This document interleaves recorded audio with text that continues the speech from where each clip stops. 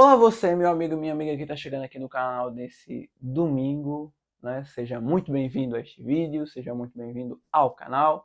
E devo confessar para vocês, antes de começar o vídeo, que eu estou esgotado. Eu estou apenas gravando esse vídeo por consideração a vocês, né? Que são minha audiência, né?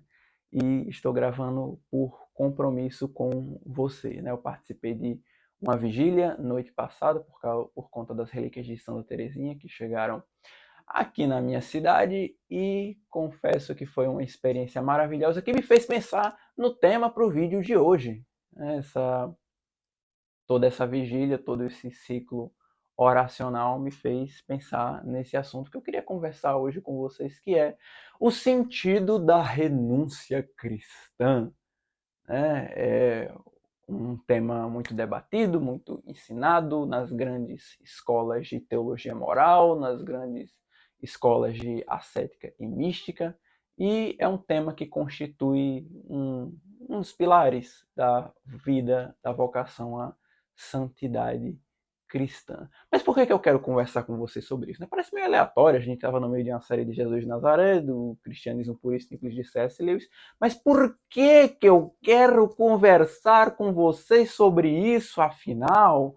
Bom, eu quero conversar unicamente porque eu vejo muitas pessoas na internet, principalmente, com uma espécie de crise vocacional, como o Viktor Frankl chamava, falta de sentido. Então, a pessoa não sabe se ela vai ser freira, se vai casar, se vai ser padre, se vai ser monge, se vai ser caramba quatro, enfim. E é bem interessante a gente refletir que não tem como você escolher as graças de uma vocação sem, de certa forma, rejeitar as graças e renúncias de outras, porque você vai estar escolhendo. Quem escolhe uma coisa necessariamente renuncia a outras. Então, só para adentrar um pouquinho aqui o tema, eu estou aqui pelando de suor, mas vai dar certo? Só para adentrar aqui um pouco o tema, eu queria conversar um pouco com vocês sobre o que é a liberdade. Bom, as pessoas têm uma noção do que é a liberdade muito libertinosa, no sentido de que a liberdade é aquilo que eu faço sem ter nenhuma consequência. Ou seja, eu quero ter um ato, por exemplo, uma pessoa que tem um ato sexual e ela espera não engravidar, ela dissocia o ato da sua consequência imediata. É só um exemplo, né?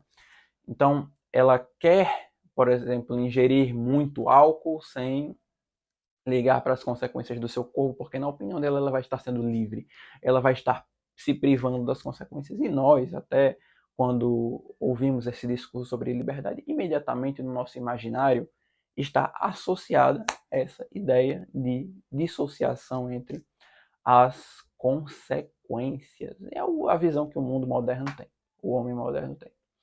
Então, nós temos essa visão, porém, Aristóteles, no seu livro Ética Nicômaco, e o próprio Sócrates, no seu diálogo Gorgias, na verdade o diálogo é de Platão, né? Mas vocês entenderam, vai dizer que um ato maior, um ato menor, ele sempre é feito visando um ato maior, ou seja, você tem um ciclo, a realidade ela é constituída de uma relação entre causa e efeito.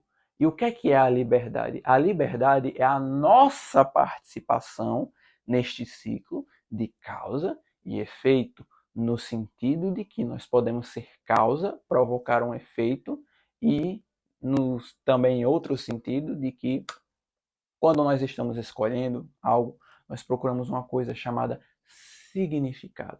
Este significado é a causa final das nossas escolhas. Ou melhor, é aquilo que nos motiva a realizar uma escolha. E, no entanto, quando vamos trazer este significado do mundo ideal para o mundo real, nós acabamos por, vamos dizer assim, nos tornarmos causas intermediárias entre este significado e a realidade, entende? A nossa ação no mundo, ela pode concretizar este significado na realidade.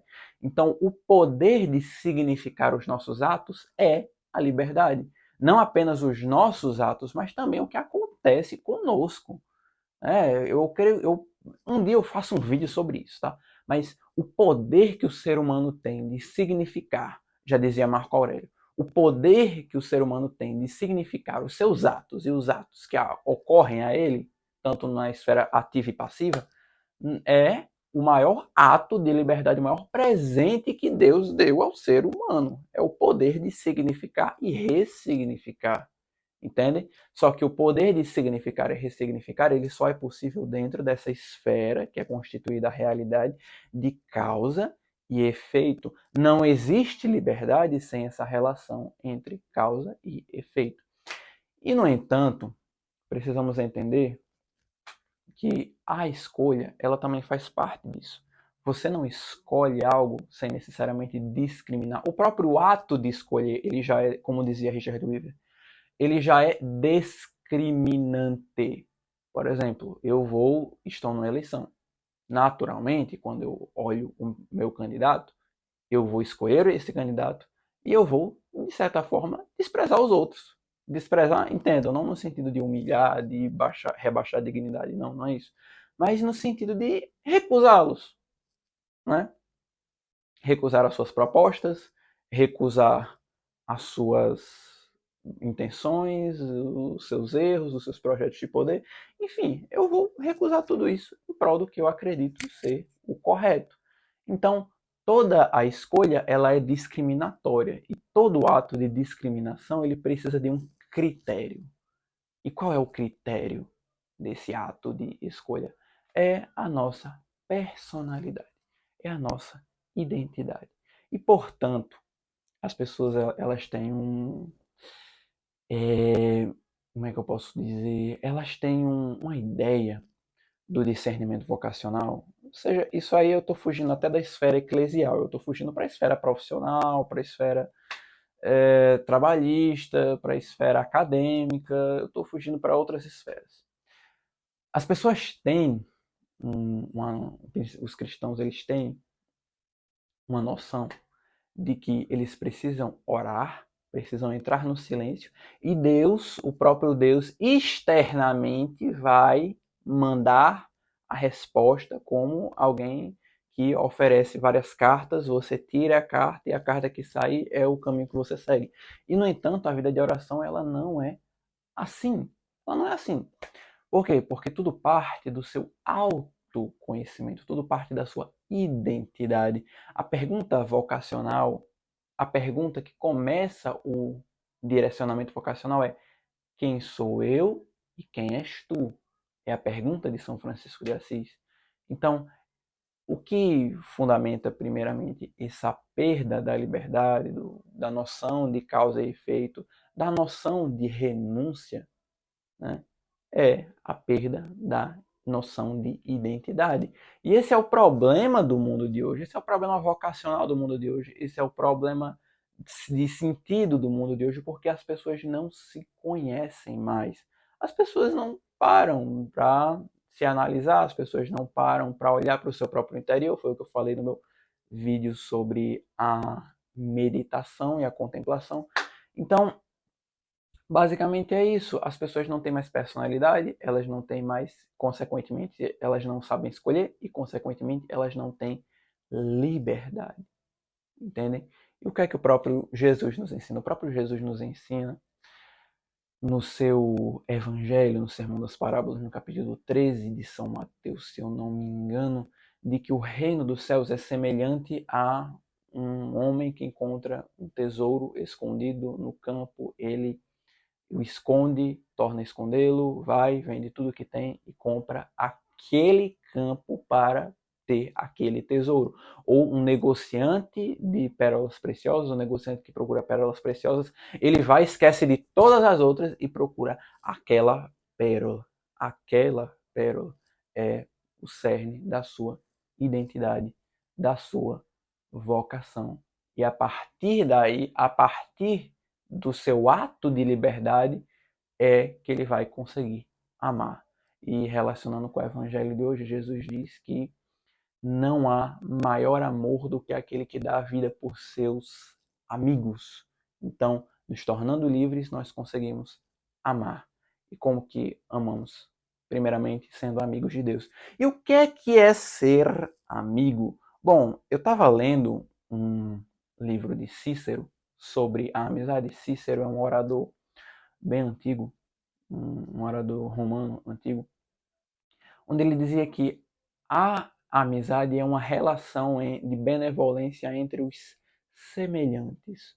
Ou seja, quando Jesus nos chama de amigos, ele nos chama de semelhantes a ele. Ou melhor, ele nos convida a nós nos assemelharmos a ele, a nós nos cristificarmos, entende? E aí sim podemos dar a vida por ele, somente se formos amigos dele. E ser amigos dele significa nos tornarmos semelhantes a ele, aceitarmos o seu projeto de salvação, entendermos principalmente qual é a nossa identidade. Para aí sim sermos livres, para aí sim podermos escolher, para aí sim termos critério nas nossas escolhas e, a partir daí, fundamentarmos a nossa renúncia. A renúncia, ela não é simplesmente um ato mágico de rejeição, de repulsa arbitrária. Não. A renúncia, ela é uma espécie de edifício que precisa de vários tijolos para ser construída, mas que quando termina, que quando ela está acabada, então é um belíssimo edifício. Toda vocação é constituída em cima de uma renúncia e de um abraço daquilo que Deus quer nos dar 100 vezes mais nessa vida, tá bom? Então é isso. Deus abençoe vocês. Compartilhem este vídeo. Foi bem, né? Eu não consegui me aprofundar tanto quanto eu queria nesse tema, mas gravei por amor a vocês, por compromisso com vocês, porque eu tô com muito sono, passei a noite toda acordado. E é isso, deixem seu gostei, se inscrevam, comentem, deem seu feedback, ajuda muito quando a gente está produzindo conteúdo, deem dicas também, né? O canal está começando agora. É legal porque no último vídeo um rapaz, não sei se ele é inscrito, mas disse: ei, tenta olhar mais para a câmera quando você estiver gravando, porque geralmente eu olho para cá ou para cá e não para cá, que é o centro do eixo da câmera. Então, qualquer dica é bem-vinda, tá? Não sou melhor do que ninguém aqui e tal, só porque estou aqui desse outro lado da tela, mas é isso. Valeu. Obrigado por me escutarem aqui. Deus os abençoe.